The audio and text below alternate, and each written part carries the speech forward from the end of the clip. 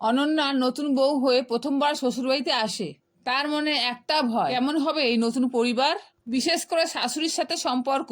কিন্তু প্রথম দিন থেকে প্রতিমা দেবী বৌমার হাত ধরে বলেছিলেন, তুই এখন আমার মেয়ের মতো, ভয় পাবি না। এই এক কথায় অনন্যার বুক হালকা হয়ে যায়। প্রথম কয়েকদিন অনন্যা রান্নাঘরে গিয়ে সব শিখতে চায়, কিন্তু প্রতিমা দেবী বলেন, তুই আগে নিজের কাজ গুছিয়ে নে, পরে রান্নাঘরে আয়, আমি আছি না।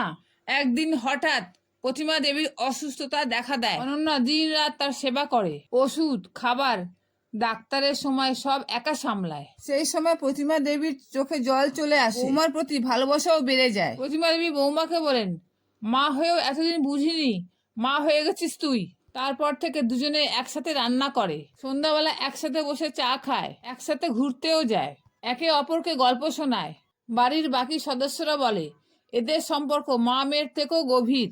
একদিন পাড়ার একটি মেয়ের বিয়ে হয়, তার মা মারা গেছেন আগেই। প্রতিমা দেবী বললেন, আমি ওর শাশুড়িকে বলেছি মেয়েটাকে নিজের মেয়ে মনে করতে, বৌমা মানেই তো পর নয়। অনন্যা পাশে দাঁড়িয়েছিল, সে মুচকি হেসে বলল, হ্যাঁ মা, তুমি তো আমাকে শিখিয়েছো সম্পর্ক গড়ে ওঠে ভালোবাসা দিয়ে, রক্ত দিয়ে নয়। হ্যালো বন্ধুরা, এই গল্পটিতে একটা মেসেজ দিতে চাই। শাশুড়ি আর বৌমার সম্পর্ক যদি বিশ্বাস, শ্রদ্ধা ও ভালোবাসার উপরে দাঁড়ায়, তবে সেটা শুধু সংসার নয়, একটা আশ্রয় হয়ে ওঠে। গল্পটি কেমন লেগেছে কমেন্টে অবশ্যই জানাবেন। ধন্যবাদ।